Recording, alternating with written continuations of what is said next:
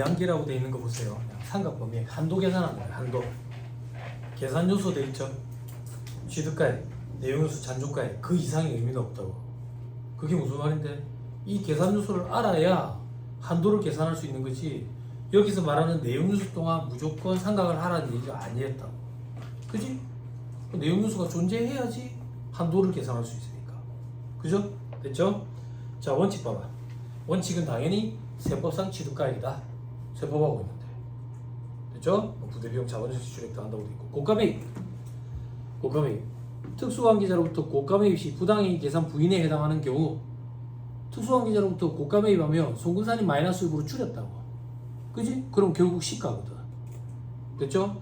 특수관계 없는 자로부터 고가매입하면 어떻게 되는데? 송근산이 마이너스 일부로 줄였다고. 얼마만큼? 정상가액만큼. 시가의 플러스 마이너스 30%. 그죠? 기억나죠? 자, 그 다음 저가 매입 시에는 그 매입가액 그대로고, 장기할부 조건 매입 시 현재 가치 할인 차감했으면 차감한 금액, 차감 안 했으면 명목가액. 됐죠? 평가 차이, 법에 의한 평가 차익은 인정되니까 될 거고, 나머지는 아예 인정 안 되지. 됐나요? 밑에 유무형자산 건설자금 이자 포함한다 돼 있죠? 그죠? 자본화 대상이 되는 차입원가 계상했으면 인정된다고. 됐습니까? 됐죠? 자, 다음 페이지 이제 내용요수 보자. 내용요수 옆에 또 써놨다. 내용요수를 알아야 계산을 할 거 아니냐 이거다. 내용요수대로 생각을 하라는 얘기가 아니고. 그죠? 자꾸 수험생들이 이걸 가지고 따지러 든다고. 이렇게 생각을 해야 합리적인 거 아닙니까? 합리적인 걸 지가 왜 판단을 해? 그죠? 그런 거 판단하는 거 아니에요 우리가. 세법에 나온 규정대로 우리도 그냥 받아들이고 계산하면 된다. 세법에서 내용유수는 삼각 범위를 계산하기 위해서만 존재한다. 자, 시험용 무형자산, 무형자산 괄호안에 보니까 별표 2, 별표 3, 밑에 괄호 2번에 보니까 뭐 건축물 별표 5, 기계 등 업종별 자산 별표 6, 별표 몇 이런 거 암기하는 거 아니에요. 여러분들 나중에 세법 조문에 보면 별표 몇에 의한 자산이라 가지고 표가 쫙 이래 있어요. 그걸 보고 세법에 나온 그대로 적용을 하는 거거든. 그러니까 우리 시험에 그런 게 나오는 건 아니에요. 신경 쓸 필요 없어요. 자, 일단 위에 원칙, 시험용 무형자산, 무형자산은 내용주수 선택 이런 거 안 돼. 법에서 정한 내용주수 적용한다고. 됐죠? 예외, 개발비는 20년 내에서 선택 가능해요. 신고 안 하면 5년. 됐죠? 자, 밑에 괄호 이번에 건축물, 건축물은 건물과 구축물을 얘기하는 거라서. 그리고 기계, 이런 건 원칙이 뭔데? 세법이 정해져 있다고. 세법이 정해져 있는데 세법이 선택권을 조금 주는 거야. 선택권을 어떻게 선택권을 주는데? 기준 내용연수라는 게 있어. 기준 내용연수의 플러스 마이너스 25% 범위야. 만약에 기준 내용연수가 5년이라고 가정할게. 5년이면 마이너스 25%, 그러면 3.75년 플러스 25%, 6.25년에서 가까운 내용요수로 정수로 적용한다고. 정수로 적용하니까 4년에서 6년인 거야. 그럼 4년을 선택해도 되고 5년을 선택해도 되고 6년을 선택해도 되는 거야. 선택을 안 하면 기준 내용요수인 5년을 적용해. 무슨 말인지 이해했어요? 법에서 내용요수 적용해놓는데 범위를 적용해놓는구나. 선택할 수 있도록. 그 정도는 해주는구나. 됐어요? 됐나요? 봐봐. 3.75년, 6.25년, 4년에서 6년. 버림도 아니고 올림도 아니다. 그렇게 기억하면 안 된다. 범위 내에서 가까운 내용요수 정수로 적용하는 거다. 됐죠? 자꾸 수험생들이 자기만의 공상에 망상에 빠진다고. 그럼 그건 버림이지. 그러니까 올림이지. 아니다. 그래 하는 거 아니다. 공부 못하는 사람들 그런 거다. 자, 밑에 별표시 1번. 만약에 세부담 최소화 과정이 있다면 짧은 내용유수를 하는 게 낫겠지. 그래야지 송금으로 인정되는 금액이 크니까. 그죠? 자, 다시 올라가서 오른쪽에 정리. 동그라미 1번. 내용유수 범위에서 연 단위로 신고한다. 신고 안 하면 기준이다. 동그라미 2번. 신고 내용유수는 그 후에도 계속 적용해야 된다. 왔다 갔다 장난치면 안 된다. 됐죠? 근데 구분이 다른 자산.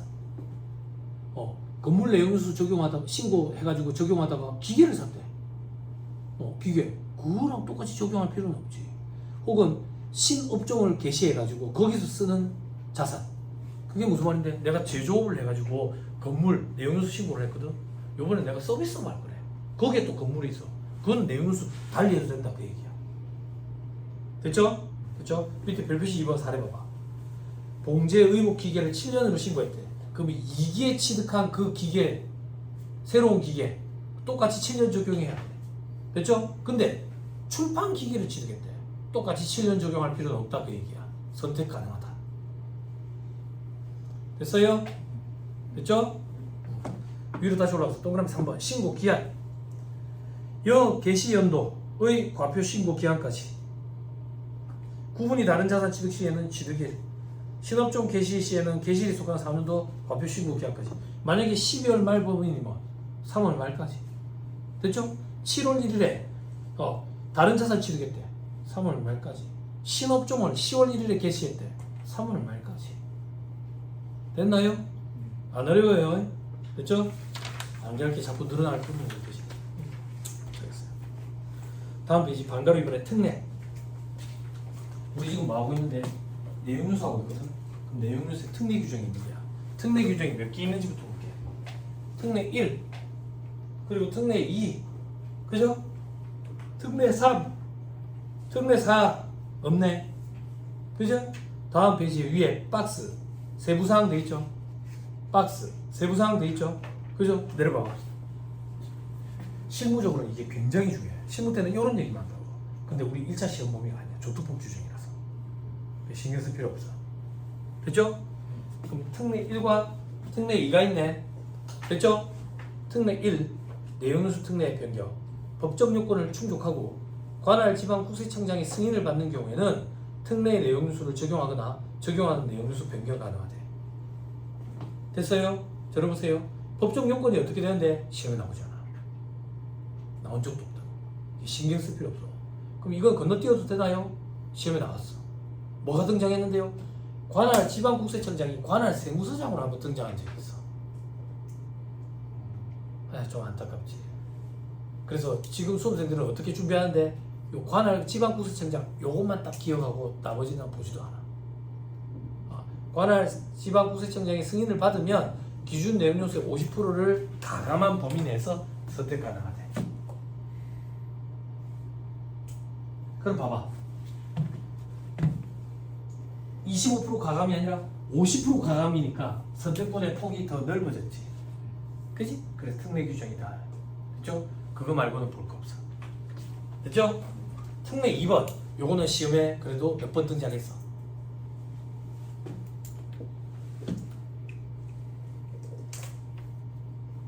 중고자산을 취득한 경우에 내용요소 수정돼 있죠. 그죠? 그죠? 예를 들면 이거야. 우리 회사에는 차량 나오고 있지. 차 감가상각 내용요소 5년 적용한대. 5년 적용. 그런데 요번에 신규 차량을 산 게 아니라 누가 쓰던 중고차를 샀대. 그것도 똑같이 내용요소 5년 적용하는 건 좀 그렇지 않냐 이거야. 그래서 특례를 적용받을 수 있도록 선택권이 주어져 있어. 어떻게? 근데 요건을 맞춰야 돼. 요건. 다음에 요건을 충족한 중고자산을 취득하는 경우. 요건 첫 번째가 뭔데? 사업자로부터 일단 취득해야 돼. 됐어요? 개인으로부터 취득하면 안 돼. 사업자로부터. 그리고 경과 연수가 취득법인의 기준 내용요소 50%를 넘어야 돼. 봐봐. 사업자로부터 중고차를 취득했어. 중고차를 2년이 경과했대. 2년. 이 회사는 차에 대해서 내용요소 4년 적용한대. 근데 2년을 경과했대. 2년 반이라고 하자. 2년 반. 그러면 여기 회사 입장에서는 반 이상 탔지. 근데 우리 회사는 차의 기준 내용요소가 5년이야. 우리 입장에서는 반 이상 안 탔지. 그럼 특례 적용 못 받는 거야. 내 입장에서 내용요소의 반 이상을 탔어야 돼. 그럼 3년이겠지. 3년. 3년을 만약에 타고 내가 취득을 하면 내 입장에서 기준 내용요소의 반 이상을 탄 게 맞지? 그지? 그런 경우에는 특례 내용요소를 적용해 주는 거야. 됐어요? 밑에 특례 내용요소는 어떻게 되는데 기준에서 기준의 50% 범위라고 되지. 그지? 7번.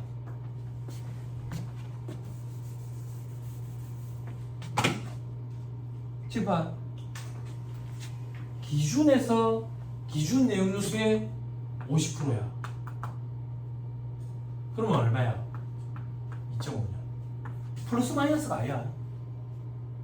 기준에서 기준 내용 요소의 50% 곱한 거라고. 플러스 마이너스가 아니고. 무슨 말인지 이해했죠? 그죠? 그러면 2.5년에서 5년 사이네. 그지? 근데 이때는 벌임이야. 그래서 2년에서 5년 사이에 선택하는 게. 그럼 빨리 경비 처리하고 싶으면 2년을 선택하겠지. 됐어요? 그래서 빨리 상각할 수 있도록 해주겠다 그 얘기야. 맨 밑에 별표시 2번 없는 것으로 본다. 버림.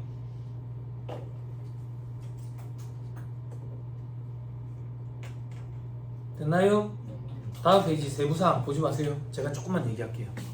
요건 어떤 거냐면 경기가 너무 둔화돼가지고 기업체들이 이익은 있는데 풀질 않는 거야. 그래서 정부 입장에서 투자를 좀 해라. 투자를 어떤 유인책을 줄 건데 투자해가지고 투자 설비 취득하면 감가상각 할 때 빨리 상각할 수 있게 해줄게. 만약에 10억 감가상각 5년 동안 하면 2년 만에 할 수 있게 해줄게. 그러면 손비 처리, 송금 처리가 빨리 되니까 세부담이 줄어들겠지. 그지? 그런 규정들이야. 그런 규정들. 그래서 실무적으로는 이런 것들을 많이 활용하거든, 실질적으로. 그래서 실무 강의 때는 이런 걸 많이 해. 근데 수업 목적 강의에서는 거의 얘기 안 한다고. 됐죠? 자, 그럼 잔존가치로 간다. 잔존가치 뭐라고 돼 있어요? 없다.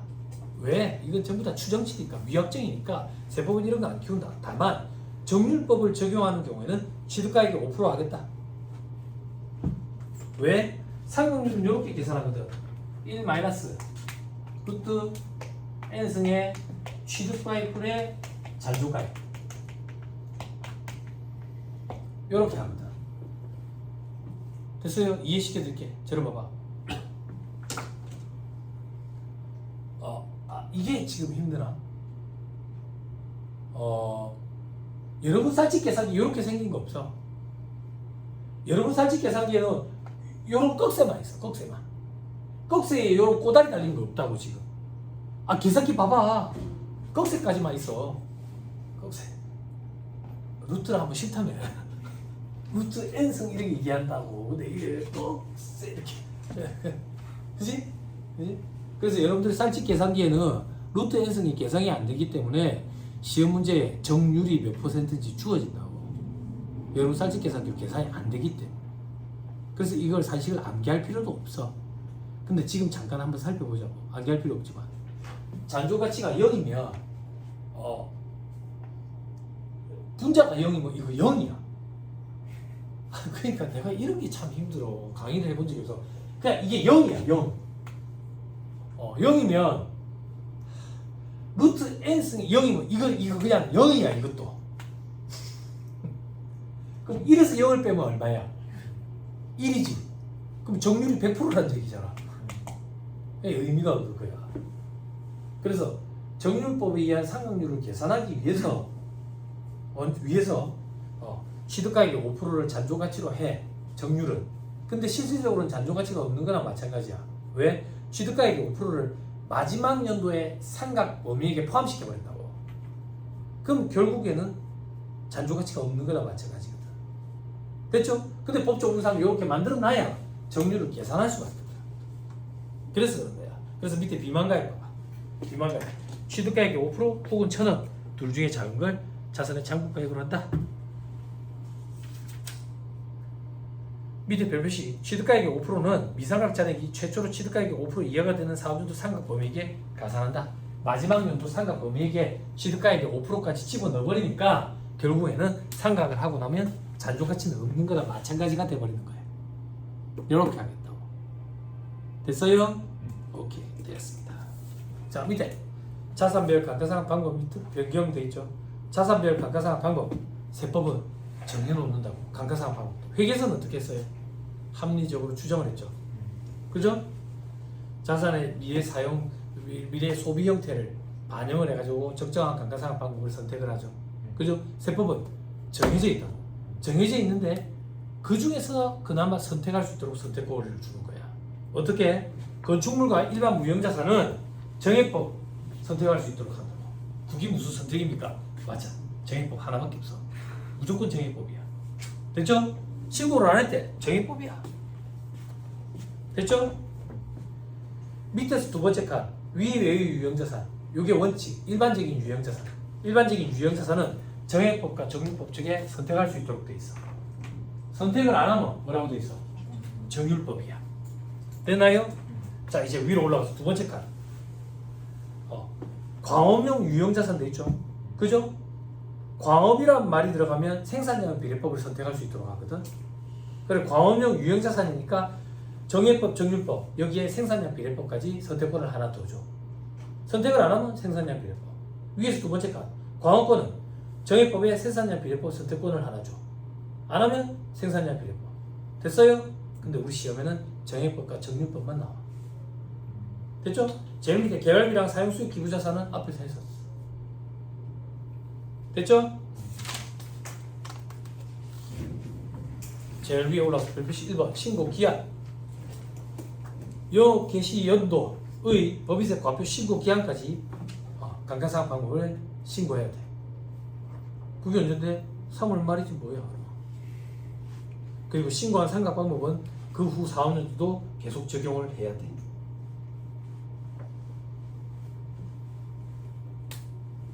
됐죠? 됐죠? 신고 안 하면 무시고시 상각 방법. 건축물은 정해법. 기타 유형자산은 정률법. 그죠? 밑에 동그라미 2번 상각 방법을 신고하려는 때는 구분에 따른 자산별로 해야 되는데 다만 유사 무형자산은 개별 자산별로 할 수도 있대. 그런 말도 있대. 신경 쓰지 말고. 됐죠? 자, 밑에 2.2에 감가상각 방법에 변경돼 있죠? 그죠? 신고 강의할 때 제가 뭐라고 얘기하는데 이 파트 감가상각 방법에 변경하지 마세요. 이렇게 변경하지 마세요. 이렇게 변경하는 일도 없어. 근데 밑에 우리 수업 목적으로 변경 가능 사유 돼 있죠? 동그라미 1번부터 뭐까지 있어요? 실처. 그죠? 시험에 안 나와요. 신경 쓸 필요 없어요. 그죠? 자, 근데 여러분들 스트레스 받을까봐 하나만 얘기할게. 동그라미 5번 뭐라고 돼 있어? 감가상각 방법의 변경이 정책의 변경이에요? 아니잖아. 일반 기업의 기준. 그걸 얘기하는 거야. 국제의 기준은 정책의 변경 아니잖아. 그지? 공부할 때 멘탈 나갈까봐 미리 얘기해 준 거야. 됐죠? 자, 그 다음 변경 신청 기한 돼 있죠? 그죠? 변경할 상각 방법을 적용하고자 하는 최초 사업년도 종료일까지 신청. 됐나요? 그럼 봐봐. 1기는 정률법이었고 2기에 정해법 적용하고 싶대. 그럼 2기 사업년도 종료일까지야. 됐어요? 재고자산 평가 방법 변경 신고는 언제까지 했어야 돼요? 종료 이전 3개월까지. 요거 두 개를 비교하는 형태의 말 문제가 자주 등장해요. 밑에 정리. 재고자산 평가 방법의 변경은 종료 이전 3개월. 감가상각 방법의 변경은 종료일까지. 됐어요? 왜 시험에 잘 나오는데 둘 다 구분 없이 종료 이전 3개월까지였어요. 감가상각 방법의 변경이 개정이 일어난 거예요. 그래서 비교하는 형태로 시험이 잘 나와요. 그리고 감가상각 방법의 변경은 승인을 요해. 재고자산 평가 방법의 변경은 신고만 하면 끝나고. 그리고 감가상각 방법의 변경은 사유가 뭔지 우리 암기 안 하기로 했지만 사유가 필요해. 사유에 해당이 돼야 돼. 재고자산 평가 방법 변경은 그런 거 없어. 됐어요? 됐지요? 자, 이제 4-171페이지에 상각 범위익이 계산해야 되는데 시간이 좀 어중뛰거든요. 어중뛴데 식사하고 합시다. 시간이 많이 걸리니까. 그렇죠? 식사하시고 40분부터 하시죠. 식사하시고 하시죠.